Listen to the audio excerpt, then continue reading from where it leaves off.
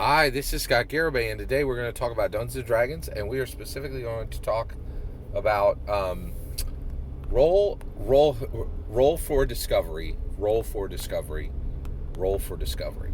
All right. So, what is roll for discovery? Rolls for discovery is when we say roll for discovery in Dungeons and Dragons. In my humble opinion, that will be the moment that the gate for the exploration pillar has been opened.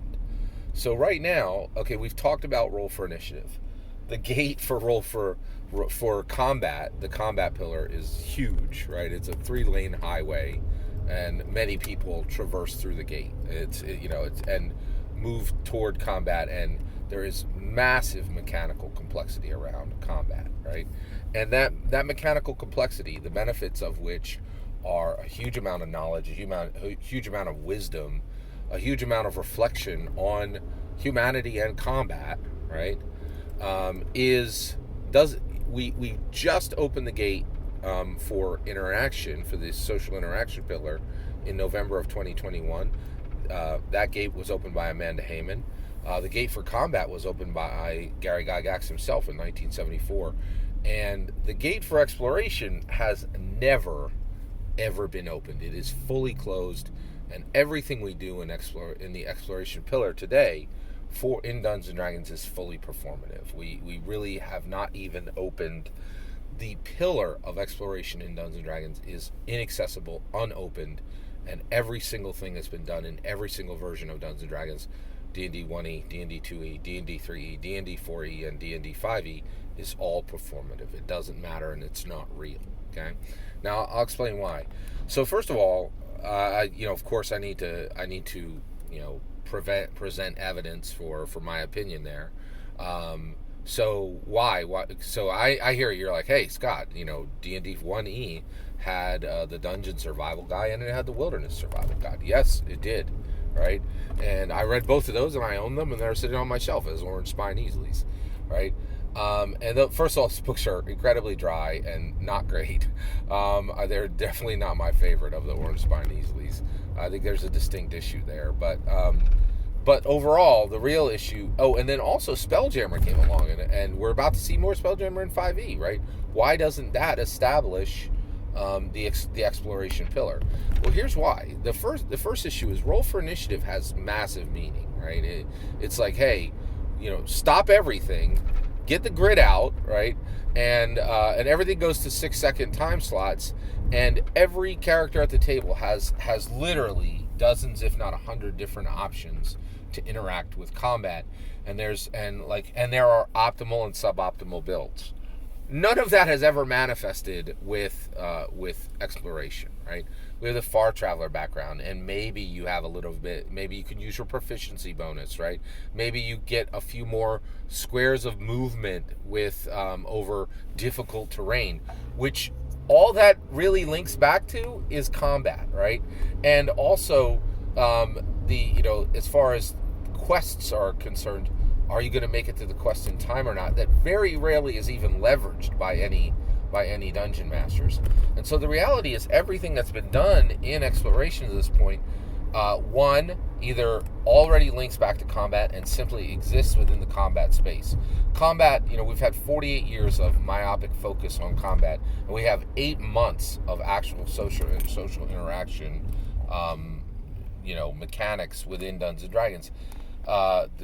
So one gate that just opened 8 months ago, and the last one is still fully closed. So most of what's been done for exploration only really links to making combat more robust, right? What you can or can't do, how this affects you in combat, right? The other issue is when it comes to exploration, there's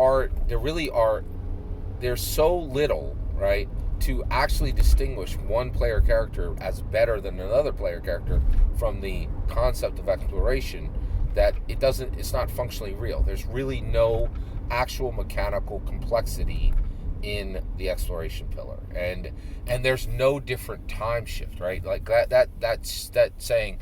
And I don't think that interaction needs to go with 6-second slices. It may be a minute slice, it may be an hour slice, it may be a day slice, right? When it comes to exploration, the time shift should be maybe a day, a week, or a month, right? but it needs to be there, because without it, we aren't really looking at exploration differently. All right, now why? So the gate is closed, and everything that's been done in exploration is purely performative. Spelljammer, uh, Dungeon Survival Guide, Wilderness Survival Guide, all of those. Okay, and exploration has never been taken seriously the way combat has. Right now, why do we need that incredibly myopic focus? That, like, you know, dial the microscope down. Let's look at every single action.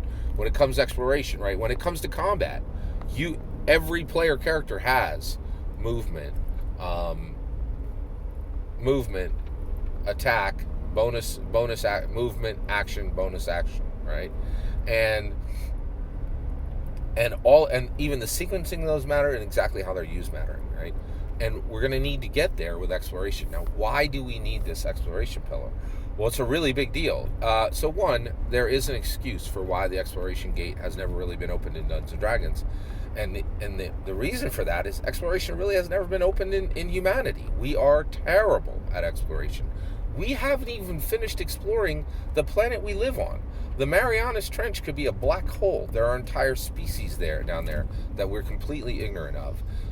And the vast majority, and the majority of the sea is unexplored, right? We don't really live underground. We don't really live underwater for long periods of time. All we're good at is traversing the top side of this planet, right? All we've really been able to do is traverse the top side of this planet and skim over the surface, right? And we've used a few submarines to dip down there and take a look at what's down there, and we barely know, right? We really haven't even finished, in 6,000 years of people being on this planet, that we have not even explored this Earth, right? And that's a huge problem, right? So and then space. So we went to the moon a few times back in the 70s, early 80s, and actually I don't even think we went to the moon in the 80s. We went to the moon in late 1969 and maybe up to like 1975, and we've never been back. We've never even set foot on Mars.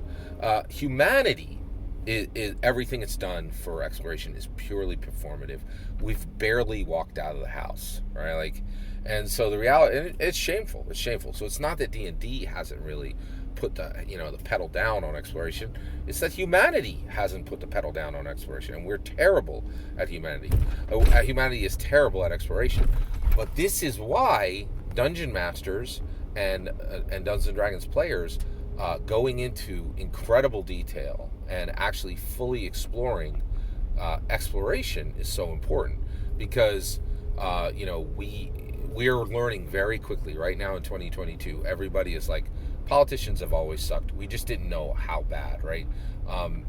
President Joe Biden is turning America into an apocalyptic wasteland. It's getting really, really bad. So bad that the Democrats are worried about the future of the party itself, right? And what's really happening is there's not a huge surprise here. We've always known that politicians don't have our best interests in mind, and more people are like, what are we going to do here? These politicians, they don't listen, they don't care, and we're getting left behind, right? And on the scientist side, you see people saying, hey, we know that scientists are working hard and are finding truths and are getting the data and are running the tests, but the reality is they don't care about how they communicate it. They don't, and they're like, hey, we don't need to convert any of this to the layman, right? We don't need to make this, or the laywoman. We don't need to make this easily understandable by anybody. And so, because they fail in communicating the truths they find utterly, right, they've lost trust, right?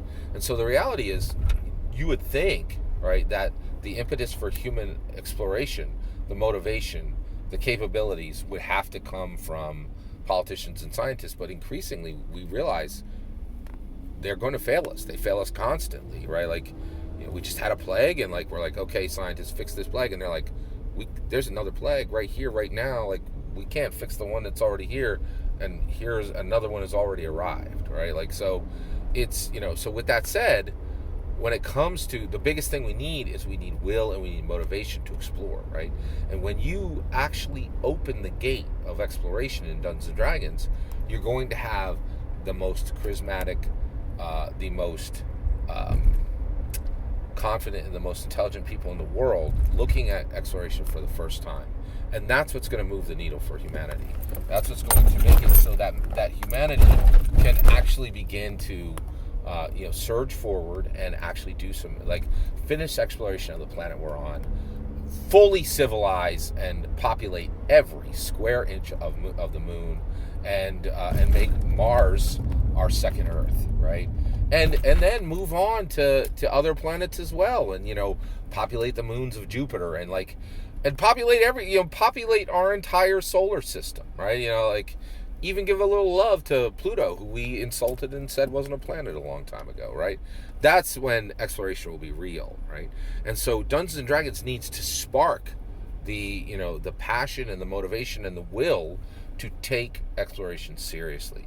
And that's why we so desperately need roll for discovery.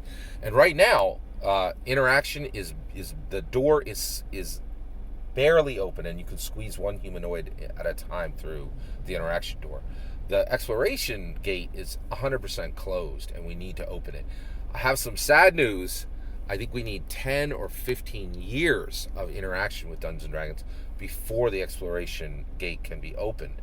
And the reason why is we are, our culture is simply not good at focusing on more than one thing at a time. It took us 48 years to process combat. It's probably, we're much more advanced than we were in 1974, so I think we can cut that time in half.